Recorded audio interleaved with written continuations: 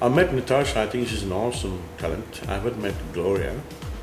I'd love to do something like that. Um, I'm having some issues at the moment where publishing is concerned. And for those who don't really know what the word publishing means, it means the songwriting part of the song when it's released. Because we don't have a collection organization here in this country, unlike the other countries that have. So to share the royalties, it's a bit difficult because you don't have a collecting sort of administration here. So most of the record companies look at publishing because that's where the money is in the writing. And when you look at sales today, it's very, very minute in comparison to the actual payment for songs when it's played on the radio and other areas such as television. So there are issues, and I know we're just a small. Sri Lanka is a small country. We're just growing. We're just starting. We've been through a terrible 30-year war, but the whole thing has been changed thanks to the people who are doing a great job. And these things will change. It's just time. But there is a problem when you get to release tracks. Like for example, it might take quite a while before we have an actual Sri Lankan, 100% Sri Lankan release a track from Sri Lanka and it gets into the charts in Australia or America, for that matter. It's sad because, honest to God, I thought, okay, I was the first in 1977, 79. But then that was only because I migrated to Australia and I became an Australian. And we had a hit with Disco Lady. It's sad that I got to come back in the year 2012 and still keep telling people like you that I'm still the only one to have a hit outside the country of his birth in a territory where he wasn't born in.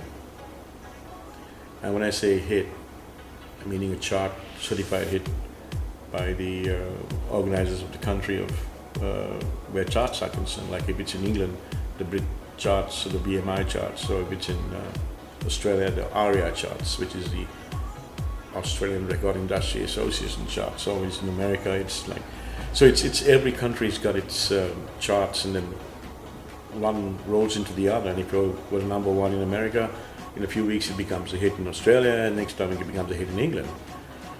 So I've been waiting, and I thought maybe even with this album and with this single, maybe the world will change a bit and think, hey, after all, this guy's from Sri Lanka, and Sri Lanka should get some of the kudos for this. I mean, what is it to become an Australian or American or Englishman, or it's a genre of music, and it's the music. Like the tons and tons of emails I've gotten, and friends and phone calls and letters from people saying, Alston, it's all in the music, and you're one of the very few people that have actually realized that, and you just keep churning this out. But like I said, Yasmin, it's sad that in the year 2012 I got to come back after 36 years and still say that I'm still the only one that's had a hit outside his own country. There's so much talent here. So much of fantastic talent. In the national side of things, let's leave the Western side for a moment. There's people like Bhati and Shantush and Eraj, and all these guys bringing all this hip hop and this genre of Sinhala meets English type of music, which is awesome. And I'd like to see this stuff in the charts, in the international charts. Okay, they'll have to change and maybe do something in English, for example. But it's hard. It's hard. It was hard enough for me. And like I said, I feel good about having to, put my nose up in the air and say I was the first, but I certainly don't want to be the last. And the more and more I look at it, it looks like that way. We've got a lot of talent overseas, Sri Lankans who are doing enormously well.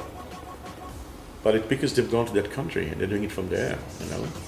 I mean, I just told you about Mia, and there's Andrew De Silva, and there's, you know, a lot of these other incredible Sri Lankan talent. But why go there to make it? You're going to do it from here. Just like they're doing it overseas, you know. I mean, listen to the radio here, and I know Yes FM is supporting me, and they're playing my track, and I thank them for it. But are the other radio stations playing it? And that's what I mean. So I don't know. Yes FM has been very, very positive in their approach to their selection of music and in everything they do. I mean, it has shown the path to a lot of Sri Lankans, a lot of entertainers, a lot of singers, a lot of original music. And I'm sure you play a lot of original music. I mean, your program now is about original music. It's about homegrown, you know. And that's what we need. We need support for the homegrown artists. You know, the Bruno Marses and the Ushers, they take care of themselves. They don't really care whether ESFM plays the tracks or whatever station plays the track, you know. They've made it. They've done it, you know. Let's support our own artists, our own talent, you know. There's I mean, okay, we were talking about Aslan and Dirk and the Sherrys, but there's hundreds of them out there. And the only way this can improve is if the radio stations, the television stations support it. I can see a lot of support there for the you know, Eastern Western blend of music. Tonight I was in bed watching some television, and you know, some great stuff there. Great stuff for Sri Lanka. But it's like everything else. The reason that Sri Lanka, or Ceylon as we were called, was so famous for its tea is because we made this great big cup of tea and the whole world accepted it. Now what's the difference between a cup of tea and a good song made by a Sri Lankan? It has to be marketed well, projected well, and the world has got to accept it. What a great song from whoever, Yasmin and the Four Thieves, or Alibaba and the 40 Thieves, from Sri Lanka, here we go, bang, you know. So it's like that. It must have taken a lot of work for people to accept Sri Lankan tea, Sri Lankan everything, you know. I mean, so it's like that with music. We've got to get that word out, and don't wait too long. Most of you, the reason you're checking this out is probably because you like music, you love music, and it's part of your life, you know. But like I said, the 3 L's: live, love, and learn. It constitutes an exercise where fans out there who are watching this support the artist and the singer and the songwriter, and that's what you have to do, and keep on doing it, because if you don't, without you out there, we're nobody, we're nothing, you know. I've heard of people flying from Colombo to Singapore to watch Lady Gaga, or fly to Bangkok to watch Michael Jackson some years back. I mean, that is the height of being a fan. That's fantastic. But as much as you liked my stuff and you've supported me, and you know, from the thousands of emails that come in, so much so that I've got people handling my social media now. I can't handle it. Even Facebook, I've got, you know, I'm very lucky. I've got a great publicist and a great team behind me, and they're handling it for me. So this is something that we have to build up in this country, where we look at social media, we look at, you know, the Twitters and the tweeting and the Facebooks, and get all that happening.